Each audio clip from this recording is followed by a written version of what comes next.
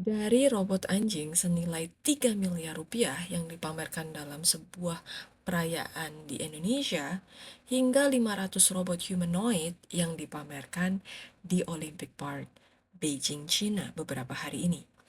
Ada beberapa pertanyaan yang muncul seperti kenapa ya robot buatan di negeri kita begitu mahal? Halo teman-teman, kalian pasti sudah dengar kan berita terbaru dari Indonesia, di mana pemerintah melalui Polri baru saja memamerkan robot-robot canggih dalam rangka perayaan HUT ke-79 Bayangkara di Monas. Ada robot anjing yang sering disebut sebagai robot dog dan juga robot humanoid. Tapi ada satu hal yang mencuri perhatian, yaitu harga yang sangat fantastis. Salah satunya robot dog buatan Ezra Robotik yang harganya bisa mencapai 3 miliar rupiah per unit. Harga dari robot yang sangat fantastik ini mengundang beberapa orang untuk menilik dan mengkaji berapa sih sebenarnya harga robot yang sesungguhnya. Karena ada robot yang serupa di pasaran yang bisa didapatkan hanya dengan 30 juta hingga 300 juta rupiah saja. Jadi pertanyaannya kenapa bisa begitu mahal ya? Dan itu baru robot dog. Bagaimana dengan robot humanoid? Ternyata robot Unit 3G1 yang dipamerkan harganya mulai dari 16.000 USD atau sekitar 259 juta rupiah. Sedangkan robot-robot ini seharusnya digunakan untuk pengawasan dan penanganan situasi berbahaya, kayak di bangunan yang terbengkalai atau penjinakan bahan peledak. Tapi masih banyak yang bertanya-tanya apakah harganya sebanding dengan manfaatnya. Lanjut, dan jelas banget, pertanyaan soal efisiensi anggaran jadi isu besar. Banyak yang ngerasa di tengah kondisi ekonomi yang sedang sulit, pengeluaran negara untuk robot-robot ini jadi banyak perdebatan. Bukan cuma soal harga, tapi juga fungsi dan urgensi robot-robot ini dalam mendukung tugas kepolisian kita. Melalui beberapa dokumentasi dari acara perayaan HUT Bayangkara bisa kita lihat bahwa beberapa robot masih membutuhkan manusia untuk menggerakkan atau bisa dikatakan manusia masih harus menggunakan remote control. Kalau kita lihat ke Beijing, China, beberapa hari ini situasinya sangat berbeda. Baru-baru ini Beijing menggelar 5 Days Humanoid Robot Event yang diselenggarakan di Olympic Park. Dan ini bukan sekedar pameran biasa. Ada lebih dari 500 robot humanoid yang ditampilkan dari berbagai negara termasuk Jepang, Amerika Serikat, dan tentunya China yang menunjukkan kemampuan mereka dalam bidang teknologi robotik. Acara ini diadakan di dua tempat ikonik di Olympic Park, yaitu Bird Nest dan Swimming Cube, yang punya perbedaan menarik dalam hal setting dan tujuan acara. Di Bird Nest, yang lebih dikenal dengan stadion utama dari Olympic Beijing pada tahun 2008, acara ini lebih mengarah ke kompetisi teknologi dan demonstrasi besar-besaran.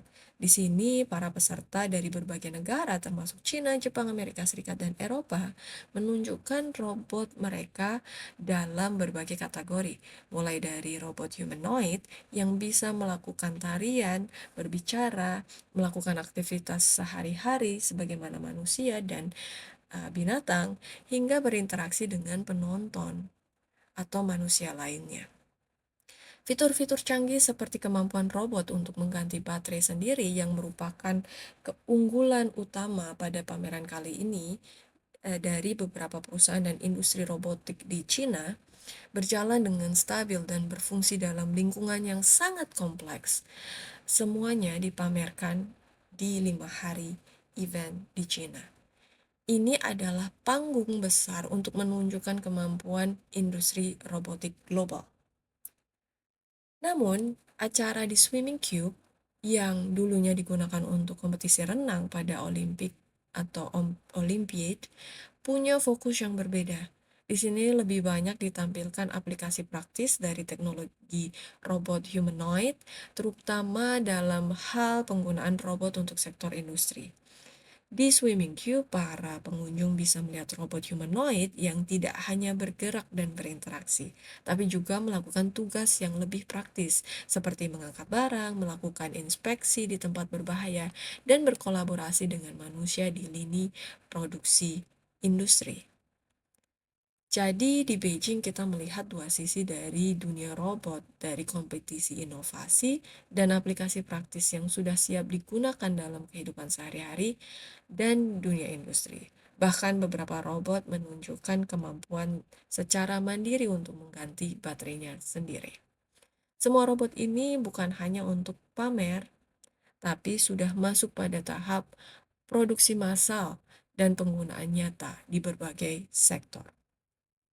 Dan hal menarik lainnya yang bisa kita pelajari, kenapa industri robotik di Cina bisa begitu maju dan juga bisa menekan harga produksi yang begitu mahal, yaitu pertama karena robot ini sudah diproduksi secara massal. Dan hampir setiap bagian dari robot diproduksi oleh beberapa perusahaan dan industri di Cina itu sendiri. Pameran, conference, seminar yang berkaitan dengan robot humanoid ini bukan kali pertama diselenggarakan di Beijing. Sudah ada beberapa kali acara diselenggarakan di beberapa kota lainnya seperti di Shanghai. Cuman setiap acara memiliki penekanan yang berbeda-beda. Seperti di conference yang diselenggarakan di Shanghai beberapa waktu lalu, menampilkan kemampuan robot untuk melakukan aktivitas manusia sehari-hari, dari di rumah hingga yang ada di industri-industri di China.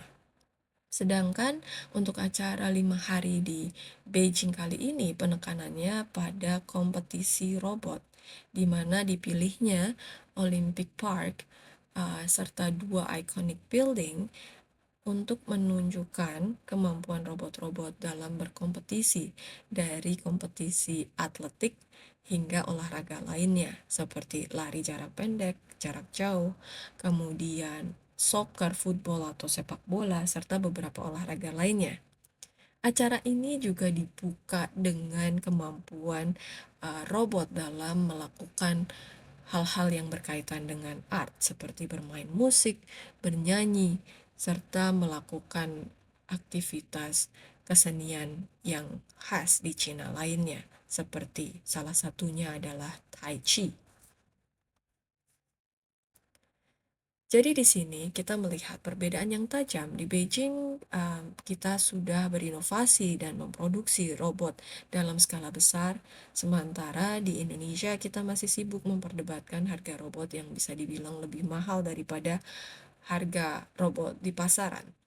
Nah, sekarang kita harus bertanya, apa kita mau terus begini atau mulai belajar untuk membangun industri teknologi robotik kita sendiri?